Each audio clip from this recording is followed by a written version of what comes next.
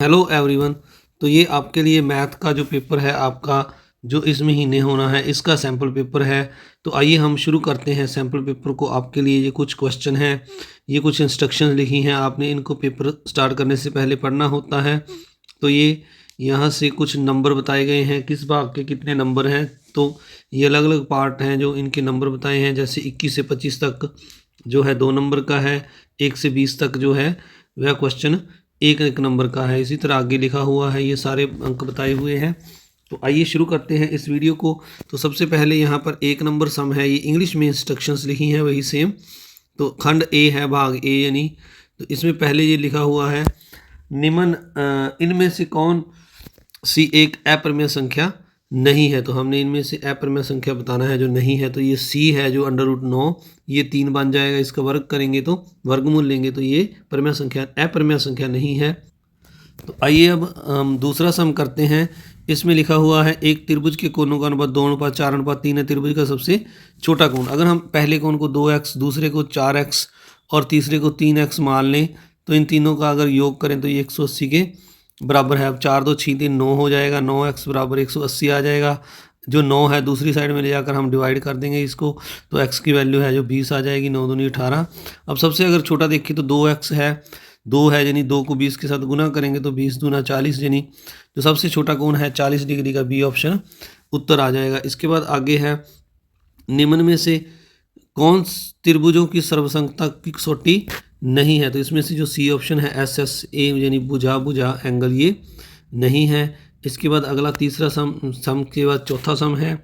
इसमें यहाँ पर लिखा हुआ है हमें, जो एक त्रिभुज की 2 भुजाएं 5 सेंटीमीटर और 1.5 सेंटीमीटर त्रिभुज की तीसरी भुजा की लंबाई नहीं हो सकती। तो तीसरी भुजा की लंबाई इन दोनों के योग से जो है तो तीसरी भुजा के लिए हमें पता है 2 भुजाओं का योग जो है तीसरी भुजा से बड़ा होता है। तो अब अगर हम देखें तो अगर जो है 2 भुजाएं हमें दी हुई हैं 5 सेंटीमीटर और 1.5 सेंटीमीटर, तो इनका योग है जो तीसरी भुजा से बड़ा होता है।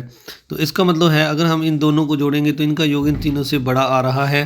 तो अब दूसरी बात ये है कि हमें इन दोनों का जो माइनस करेंगे, हम इनके जो माइनस से है तीसरी भुजा बड़ी होनी चाहिए। तो एक साथ 0 लगा लेंगे, 5 के साथ दशमलव लगाकर अब 1.5 माइनस करेंगे तो ये 3.5 आ जाएगा, यानी 3.5 से भुजा बड़ी होगी। तो ये डी ऑप्शन है जो 3.4, ये इनके यो माइनस से कम है, तो ये वाला ऑप्शन नहीं होगा। ये तीसरी भुजा नहीं हो सकती, ये तीनों में से कोई हो सकती है। इसके बाद अगला सम है तीसरा, छठा 5 नंबर सम है। एक चतुर्भुज के 3 कोण 85 95 और 105 दिया हुआ है, चौथा कोण ज्ञात कीजिए। तो इसके लिए आपको पता है, आप जो है तीनों कोणों को जोड़कर इनको 180 में से माइनस 360 में से माइनस कर देंगे। 360 चतुर्भुज के कोणों का योग होता है। तो ए ऑप्शन 75 डिग्री इसका उत्तर आ जाएगा। इसके बाद अगला है 6 नंबर सम। तो 6 नंबर करने से पहले आप सभी से एक रिक्वेस्ट, अगर आपने अभी तक चैनल को सब्सक्राइब नहीं किया तो जल्दी से सब्सक्राइब करें, वीडियो को लाइक करें और ज़्यादा से ज़्यादा शेयर जरूर करें। यहाँ लिखा हुआ है 6 नंबर में, एक वृत्त या सर्वांग वृत्तों की समान जीवाएं केंद्र पर समान कोण बनाती हैं। तो ये हमने ट्रू और फॉल्स बताना है। तो ये बिल्कुल सही बात है, तो इसको आपने ट्रू लिख देना है। ये यहाँ पर आप टी है जो ट्रू लिख देंगे। इसके बाद आगे है जो 7 नंबर है, एक समकोण त्रिभुज का आधार 8 सेंटीमीटर और कर्ण 10 सेंटीमीटर है, इसका क्षेत्रफल ज्ञात कीजिए। तो जो समचतुर्भुज का क्षेत्रफल जो समकोण त्रिभुज का क्षेत्रफल है वह होता है 1/2 गुणा आधार गुणा ऊंचाई। तो अब हमारे पास ऊंचाई नहीं है, तो हम कर्ण और इस आधार की सहायता से पहले ऊंचाई निकाल लेंगे। तो कर्ण का वर्ग है जो वह जो यहाँ पर कर्ण 10 है, तो कर्ण का वर्ग जो होता है आधार का वर्ग यानी 8 का वर्ग प्लस लंब का वर्ग, लंब हमने यानी ऊंचाई अब हमने निकालनी है। तो 10 का वर्ग है जो 100 हो जाएगा, 8 का वर्ग 64 हो जाएगा, जो इसमें से माइनस हो जाएगा तो ये 36 आ जाएगा। जो 36 है वो 6 का वर्ग है। तो यानी जो h है हमारे पास, यानी लंब है जो h स्क्वायर के साथ स्क्वायर काट देंगे तो 6 आ जाएगा। तो अब यहाँ पर हम 6 आधार 8 है और ऊंचाई 6 लिख देंगे। अब इसको काटेंगे तो 2 एकम 2 4 दूनी 8, इनको गुना करेंगे तो 6 चौका 24 वर्ग सेंटीमीटर जो है ए ऑप्शन यानी हमारा राइट आंसर आ जाएगा। इसके बाद आगे 9 नंबर सम है। यहाँ पर लिखा हुआ, एक शंकु में यदि त्रिज्या आधी कर दी जाए तो ऊंचाई दुगनी कर दी जाए तो आयतन होगा। तो ये जो है सम, इसमें हम देखें अगर यहाँ पर शंकु में त्रिज्या आधी कर दी और ऊंचाई को दुगना कर दिया। तो जो शंकु का फार्मूला है उसमें आपने इसको लगा कर देखना है। तो ये जो है इसका आयतन आधा हो जाएगा, यानी सी ऑप्शन इसका उत्तर आएगा। तो इस तरह सी ऑप्शन पर आपने टिक लगाना है। अब आगे 9 नंबर सम है जो इसमें लिखा हुआ है वर्ग 125 और 150 का वर्ग चिन्ह ज्ञात करना है। तो हम 125 और 150 को जोड़कर इसका आधा कर देंगे तो ये 375 हो जाएगा, और 375/2 करेंगे हम, इसको काटेंगे तो ये जो है डिवाइड कर देंगे 2 पर हम, तो ये 137.5 आ जाएगा, यानी ए ऑप्शन राइट आंसर आ जाएगा।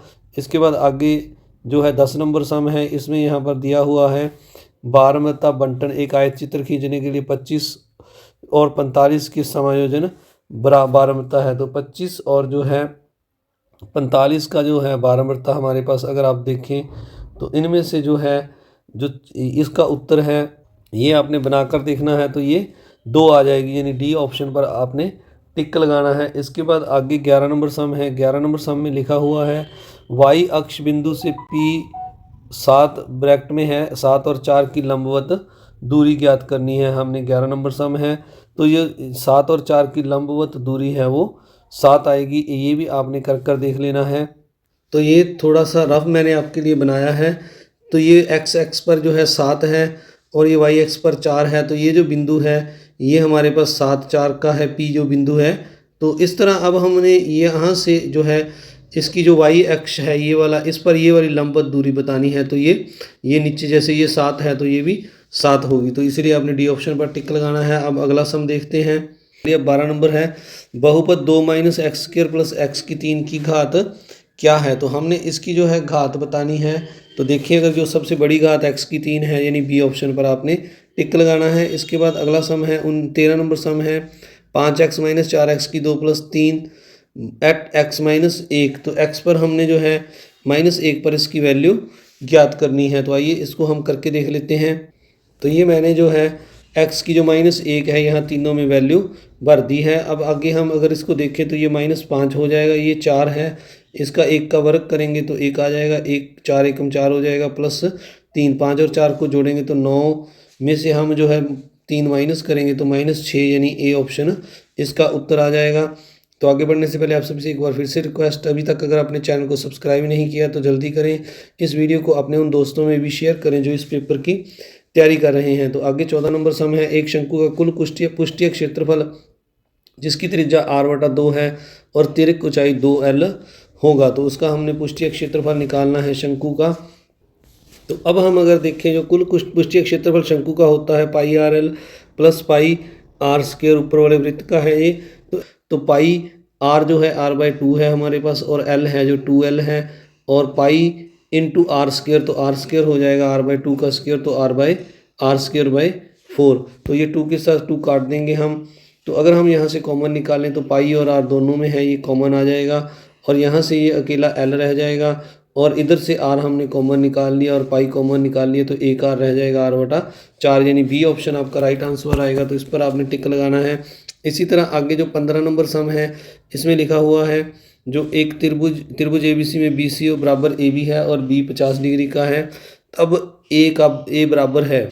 तो इसमें अगर हम देखें ये एक त्रिभुज ABC त्रिभुज अगर हम बना लें तो इसकी अगर BC, ये जो है मैं यहाँ पर लिख देता हूँ AB और C, तो इसकी जो AB और BC ये 2 साइड बराबर हैं, और ये B कोण 50 का है, तो ये दोनों कोण भी बराबर आएंगे। ये अगर हम देखें तो 180 में से अगर 50 को निकाल दें तो जो है 130 डिग्री आ जाएगा। अब 130 है जो इसका आधा कर देंगे तो ये दोनों कोण 65 के आ जाएंगे, 130 का आधा, यानी ए ऑप्शन इसका उत्तर आएगा। इसके बाद आगे 16 नंबर सम है चतुर्भुज के सभी आंतरिक कोणों का योग। तो चतुर्भुज के सभी आंतरिक कोणों का योग 180 डिग्री होता है, तो आपने जो है यहाँ पर 180 डिग्री लिख देना है।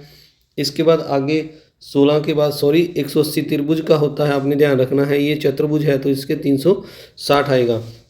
इसके बाद आगे 17 नंबर सम है जो इसमें हमें यहाँ पर दिया हुआ है, जो हम यहाँ अगर देखें तो ABCD एक चक्रीय चतुर्भुज है जिसमें AB इसके परिवृत्त वृत्त का व्यास है और कोण ADC 40 डिग्री है, तो BAC का मान ज्ञात कीजिए। अगर हम देखें चक्रीय चतुर्भुज है जो इस तरह से अगर हम बना लें तो ये जो है वृत्त के अंदर है, थोड़ा सा दोबारा बना लेते हैं। ये एक वृत्त है, इसका ये व्यास है, मान लीजिए इसके यहाँ से एक ये लाइन है जो AB है, और इसकी अन्य दो भुजाएं हम इस तरह से बना लेते हैं।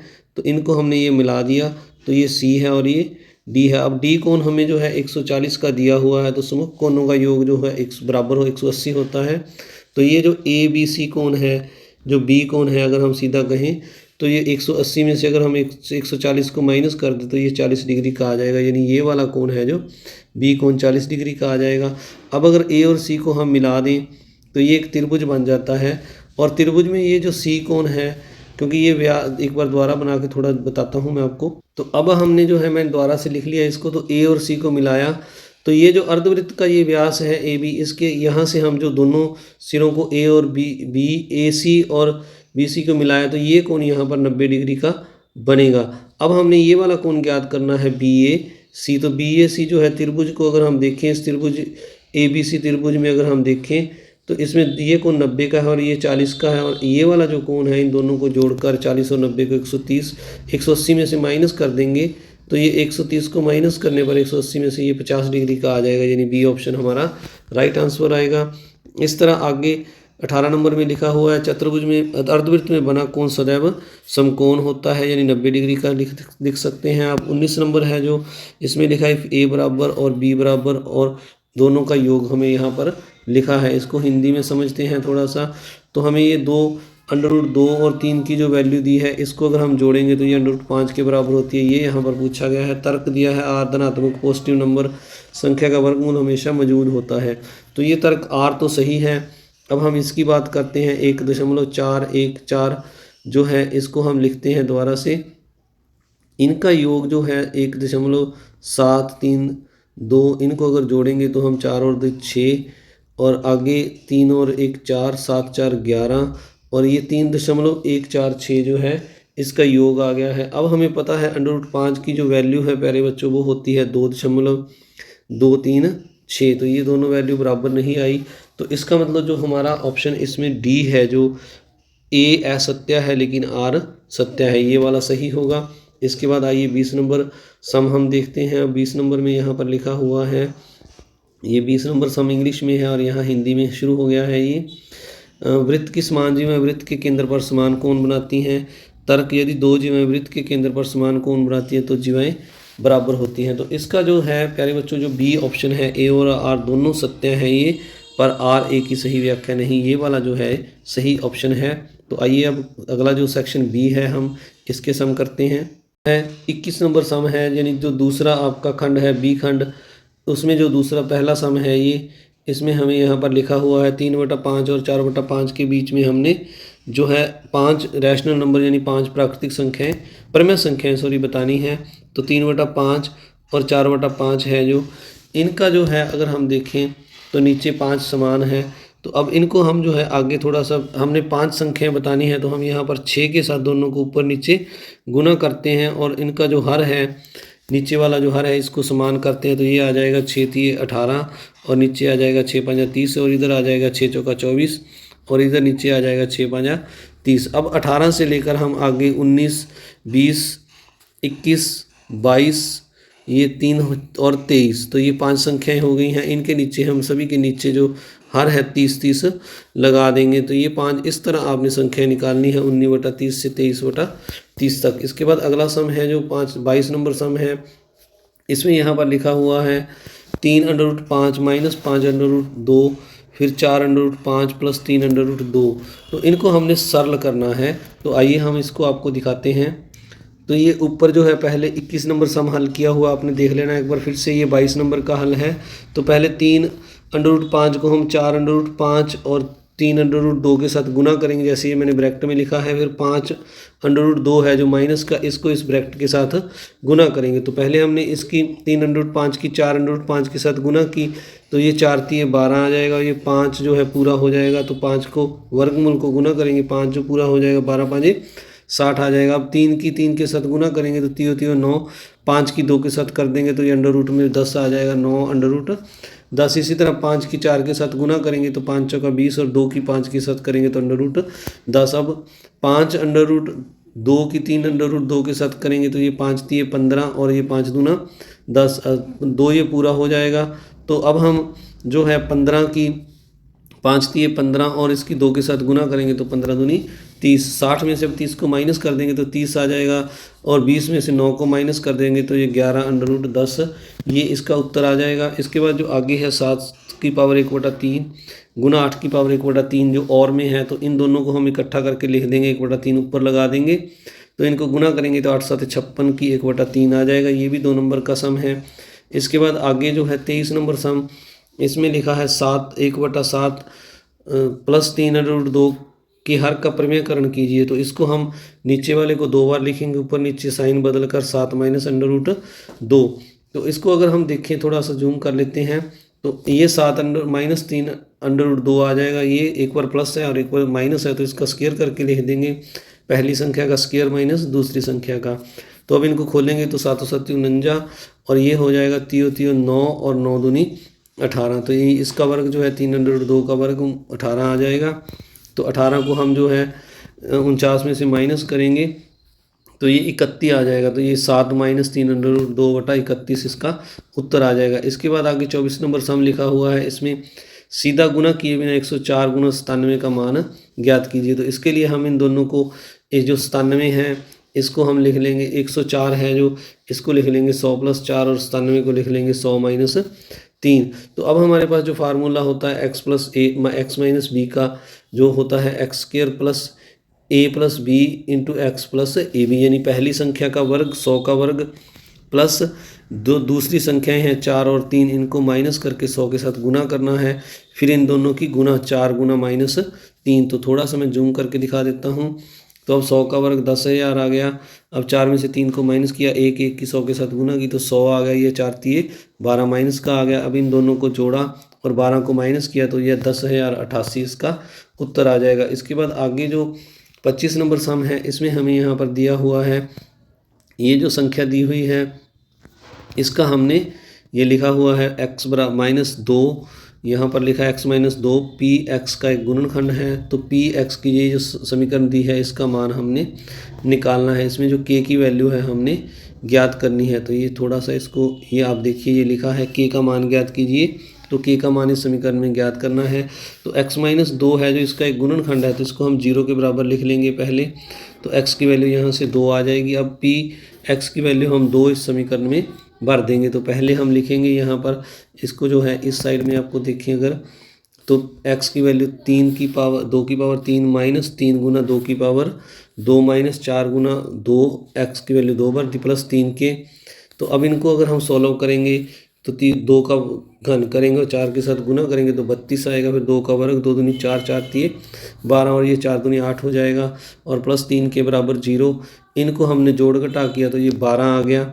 अब ये दूसरी साइड जाकर माइनस का हो गया, और यहाँ पर ये 3 के बचा था जो 3, तो दूसरी साइड में जाकर लग गया। इनको काटेंगे, 3 एकम 3 4 3 12, तो ये माइनस का 4 वैल्यू जो है इसकी उत्तर आ जाएगा। पूरा सम एक बार देख लीजिए आप। तो इस तरह ये मैंने इसको हल किया है। और इसके बाद जो और वाला ऑप्शन है वो भी इसी तरह का सम है। इसमें हमें यहाँ पर लिखा हुआ है और वाले ऑप्शन में, ये जो है 25 नंबर का, x की वैल्यू माइनस गुणनखंड प्रमेय का उपयोग करके ज्ञात कीजिए x - 3 बहुपद x की 3 माइनस 4x की 2 प्लस x + 6 का एक गुणनखंड है या नहीं। तो अब हमने जो दिया हुआ x - 3, इसको हम 0 के बराबर लिख लें तो x की वैल्यू 3 आ गई है। तो अब जो x की वैल्यू अगर हम इस समीकरण में भर दें, ये जो समीकरण दी है, अगर इसका मान 0 आ गया तो ये इसका गुणनखंड है, वरना नहीं है। तो यहाँ पर x की जगह पर हमने 3 बार आई है, 3 बार कर ये समीकरण को हमने सॉल्व किया, इस तरह से जोड़ घटाव करके इसकी वैल्यू 0 आ गई, तो हम लिख देंगे ये इसका गुणनखंड है। तो इस तरह आपने ये 25 नंबर सम तक करने हैं। आगे के जो सम हैं हम अगले वीडियो में सेक्शन C जो है जल्दी ही अपलोड कर रहे हैं, अभी थोड़ी देर में। तो आप तब तक 25 सवालों का समझें और इनका आनंद लें। All the best. अगले पार्ट का इंतज़ार करें। Thank you very much. Channel को सब्सक्राइब जरूर करें, वीडियो को शेयर करें और लाइक भी ज़रूर करें।